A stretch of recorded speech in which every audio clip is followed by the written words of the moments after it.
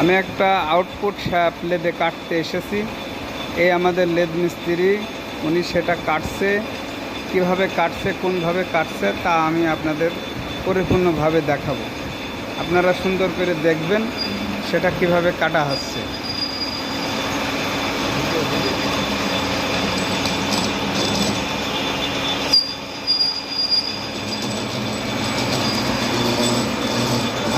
আমাদের মোটরসাইকেলের লেদটা এরকমভাবেই হয়।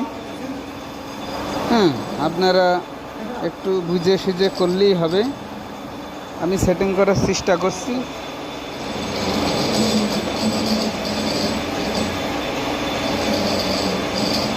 ইস্টা ওইখানে তো ভালো